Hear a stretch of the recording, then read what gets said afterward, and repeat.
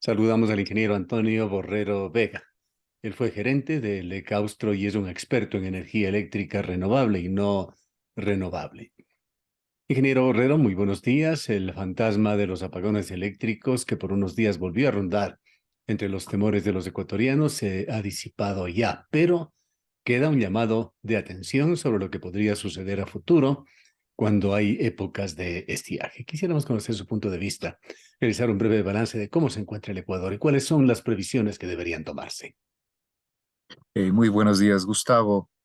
Saludamos a la audiencia de Antena Uno Radio y Video, una emisora muy difundida y seguida por los ciudadanos por la precisión de la información, Gustavo, y Muchas búsqueda gracias. de la información veraz. Bueno, tratamos de aportar a la ciudadanía con algunos conceptos.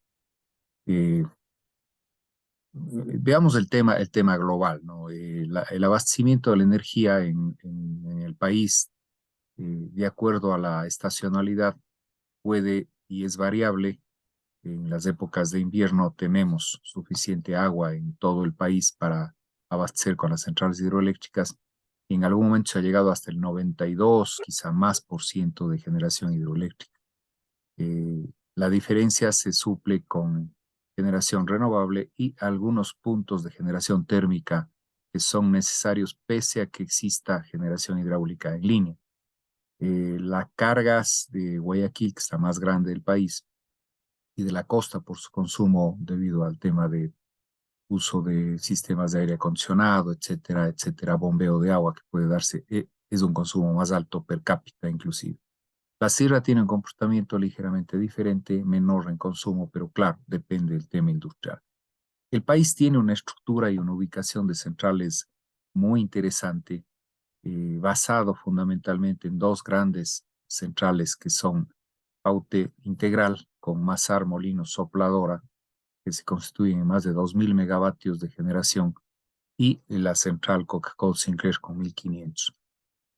Centrales menores distribuidas en el país y generación térmica para abastecer y apuntalar, llamemos así, el abastecimiento en determinados sitios, empezando desde Esmeraldas, cerca de la central, cerca de la refinería que utiliza residuo de petróleo, y a lo largo de la costa y especialmente ubicado en Guayaquil, centrales térmicas que ya tienen una antigüedad mayor a los 40 años, de manera que se estila que una central térmica tiene una vida útil de 40 años. Se puede reformular, repotenciar, cambiar y volver a habilitar, pero las deficiencias se bajan. Entonces, el mantenimiento de las centrales térmicas Ya, son quizá para fundamentales. continuar en este tema Ya. de las estadísticas, entendiéndose, como usted lo ha señalado, que el sector hidroeléctrico por lo general suple porcentajes mayores al 90% en Ecuador.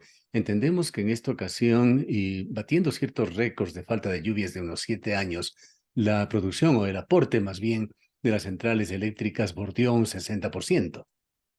Sí, efectivamente, vamos a ese tema. Entonces, eso es en época de lluvia. En época de estiaje tenemos una reducción de que en un año normal, en un año no tan seco como este, que tiene el efecto de la niña. El efecto de la niña que abastece normalmente en la zona de Colombia significa lluvias, para Ecuador y Perú significa estiaje. Entonces, aquí en esta época del año, en la época de Navidad, del niño en definitiva, el efecto de la corriente niña que sería, del niño que sería de lluvias, ahora a diferencia estamos con el efecto eh, diferente que es el efecto de la niña. Entonces, el efecto en este momento es de estiajes prolongados y en vez de empezar el invierno de la costa y de la zona occidental de los ríos que van hacia la costa nuestra, eh, baja la producción, no hay lluvias aún e inclusive todo el país se comporta ya simultáneamente de manera eh, seca y las vertientes hacia el oriente también están disminuidas. Entonces, el abastecimiento de energía hidroeléctrica que normalmente baja de ese 92% que he mencionado en época de estiaje a un 80, 70, 60. Sí, efectivamente, Gustavo, este momento estamos en alrededor del 60% de abastecimiento. Eso no es suficiente. Se tiene operando a full la generación térmica disponible en el país, usando diésel de cerca de $4, un diésel caro, un diésel que no lo produce prácticamente el país en su mayoría, y residuo de petróleo que es el que se tiene como base en las centrales más modernas que se instalaron luego del estiaje del año 2009-2010. Claro. Algo que Y se conexión a, evidencia de estas cifras es que si usualmente se requiere un 10% de suplemento que procederá de las energías alternativas, así como de las centrales térmicas de forma fundamental, hay ocasiones como las que estamos pasando, la que estamos superando, en la cual este requerimiento sube un 30% más, casi hasta un 40%, y esto tiene que ser prevenido. exacto, sí, exactamente. Entonces, este rato estamos con prácticamente 40% no hidráulico, de lo cual 12% está importado de Colombia. Entonces, el momento en el que nosotros necesitamos e importamos de Colombia, los precios no son los mejores, no son los mejores, y eso es una situación que de estrategia estacional, ¿no? Y el resto tiene que ser con térmicas. Las centrales térmicas en su gran mayoría son antiguas, ya no tienen la vigorosidad para entregar toda la potencia. Entonces, ahí nos vamos a un punto que es una equivocación conceptual que le hemos venido diciendo a lo largo de los años. El Ecuador tiene cerca de 8.000 megavatios instalados. Su pico de potencia de consumo, generalmente entre las 7 y 8 de la noche, está entre 4.300 o algo más, porque va subiendo paulatinamente también a lo largo del año. Esto quiere decir que es aproximadamente el 50% de la potencia instalada. Por equivocación se cree que entonces la potencia nos va a dar todo el tiempo producción, y no es así. Depende del factor de planta que se denomina, que es la capacidad de reserva que se tiene en las hidráulicas, y las centrales hidráulicas entre más o menos 50-60% tienen de factor de planta. Es decir, si Paute Molino, que tiene 1.100 megavatios, a la época de estiaje, me ha tocado, cuando he estado en esas funciones, que se genera con uno de los 10 generadores. Estamos hablando de apenas 100 megavatios. No se puede generar la mayoría.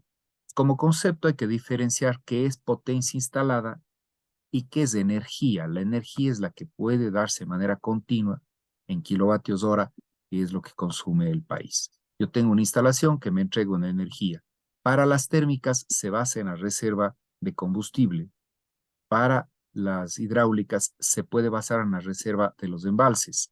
El Ecuador no tiene grandes embalses. El embalse de Puitobaba, que podría ser uno, da básicamente agua para la zona de la península y toda la zona baja de la costa. El embalse Mazar es un embalse de 410 hectómetros cúbicos, no significa un volumen grande, es decir, no somos un país de grandes embalses. La capacidad de almacenamiento de Mazar, ya en el estiaje que se empezó a notar de manera severa en noviembre, diciembre, y avanza hasta marzo tranquilamente, pese a que vemos lluvias, no es suficiente. Se bajó a una cota de riesgo tratando de sostener y esperando que se den las lluvias. Tratando de llegar Es, al fondo del asunto en virtud de la estrechez sí, de tiempo que tenemos en un diálogo como este. claro, Qué es claro lo que que sí. pasó?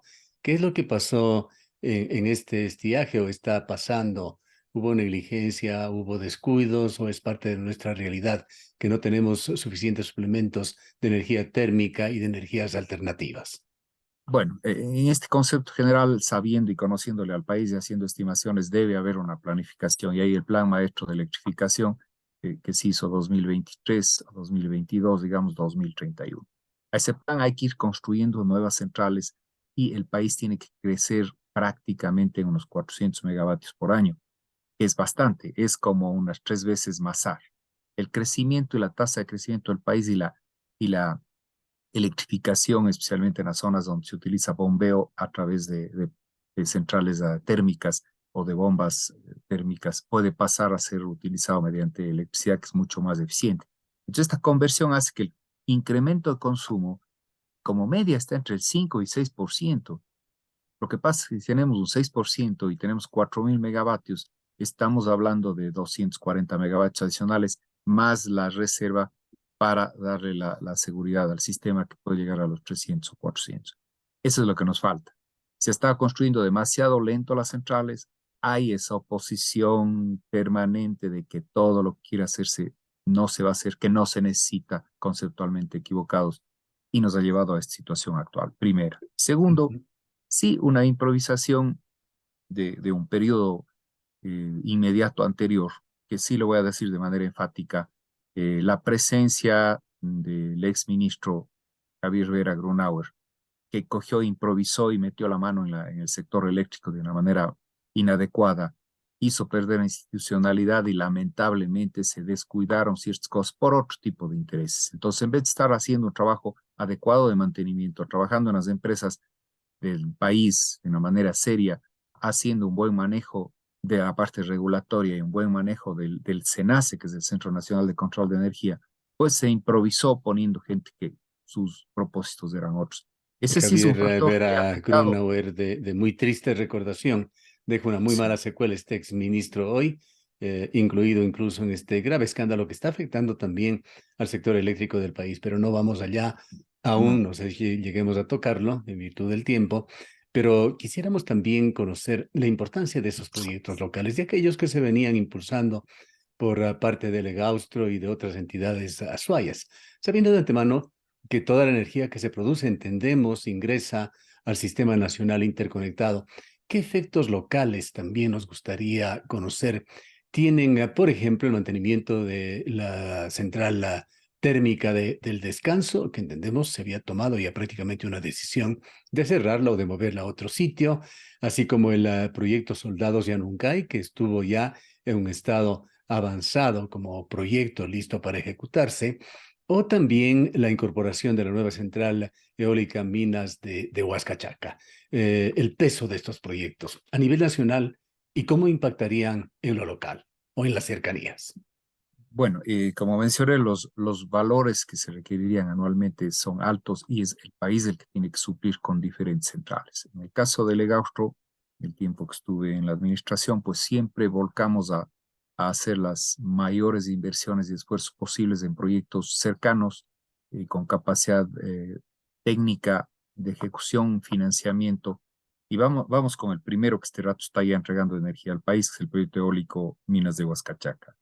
En este momento están ya entregando energía de manera continua 11 de los 14 aerogeneradores que entraría. Un proyecto que La en total energía que debería producir 40 megavatios. 50 50 megavatios. megavatios. Sí, pero lo interesante es que está habiendo el aprovechamiento y el viento suficiente y la central está generando, inclusive en momentos, cada generador más allá de su valor nominal de placa.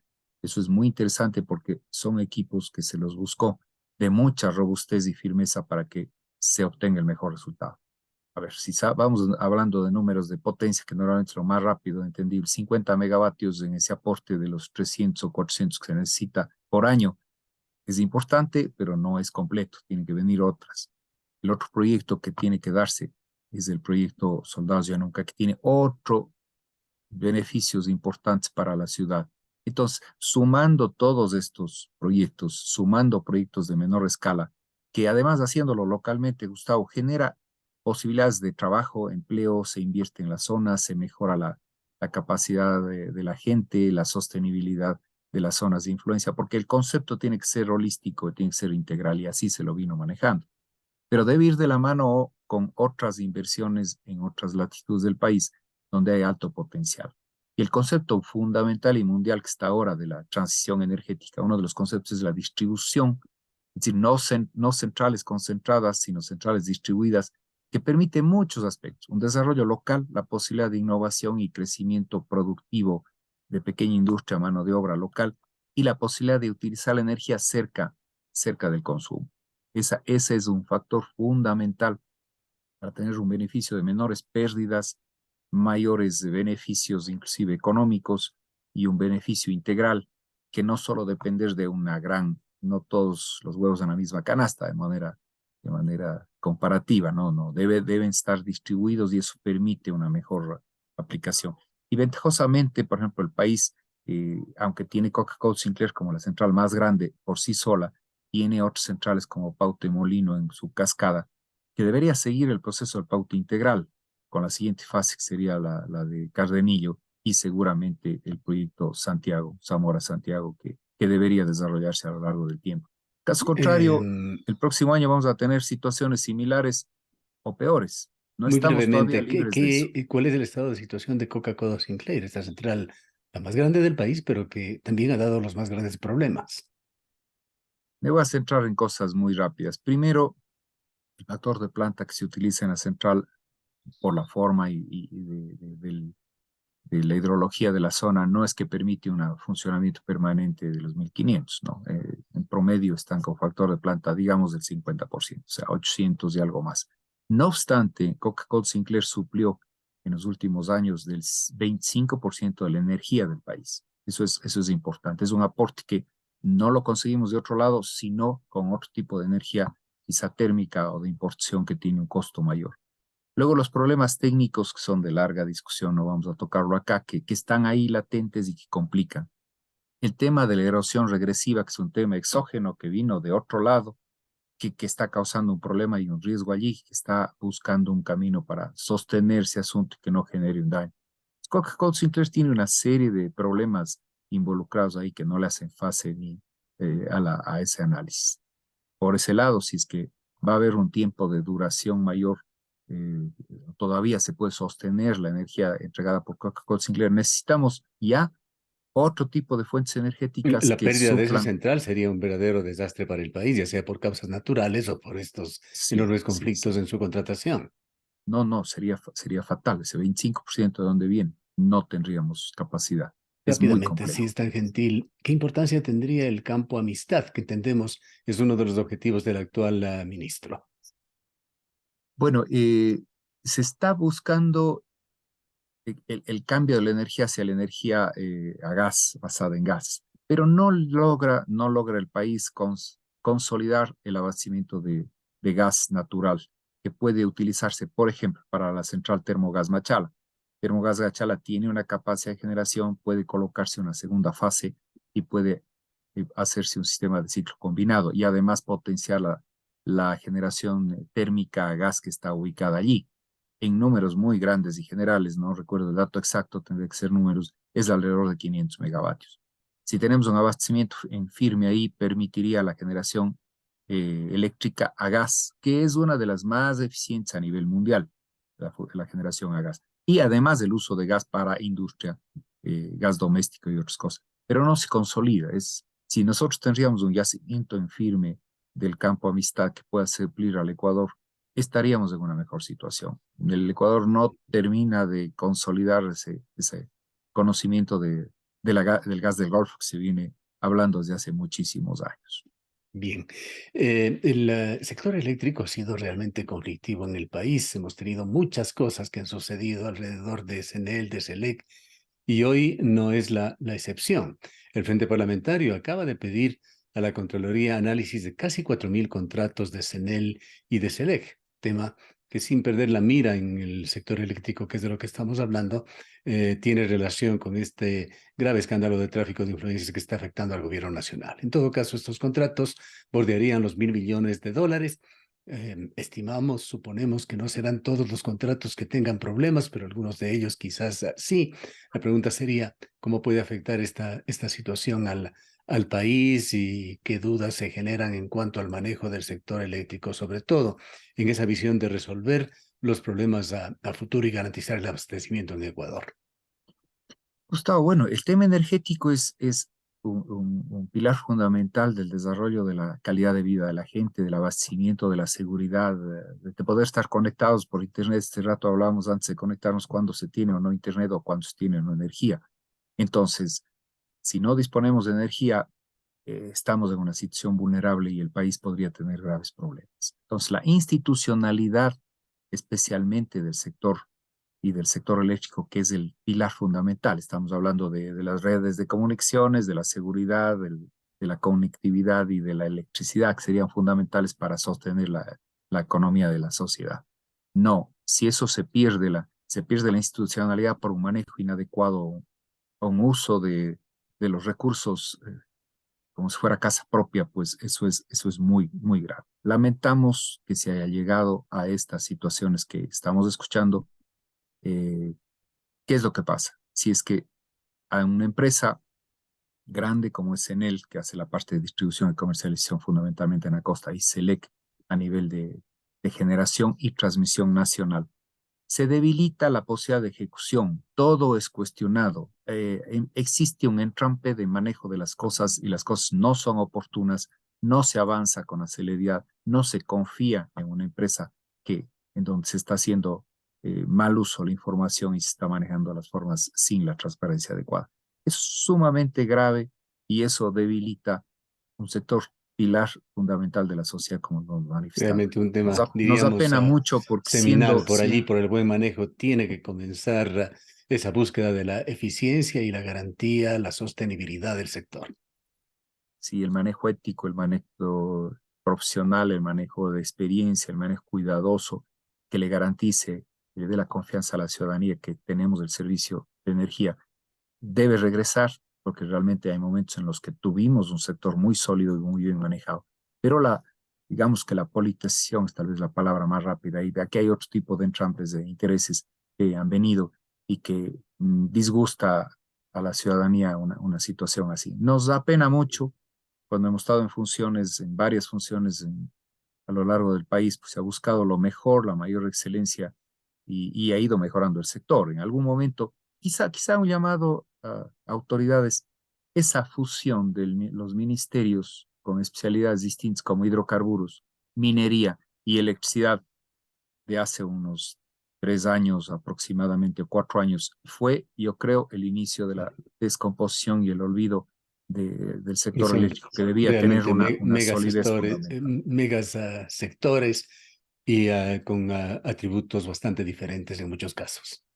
Totalmente. Entonces, volver, yo hago un llamado, una invitación, o por supuesto, solo por esta vía, que se regrese a la separación de los ministerios, porque el beneficio va a ser más alto que el costo aparente de tener en un solo edificio todos versus tener 3 ministerios, como fue en algún momento, que especialmente al sector eléctrico se le dio una solidez y un crecimiento y un control muy adecuado que debe volverse. Quizá esa es una solución. Bien. Pedido al gobierno nacional de que lo considere.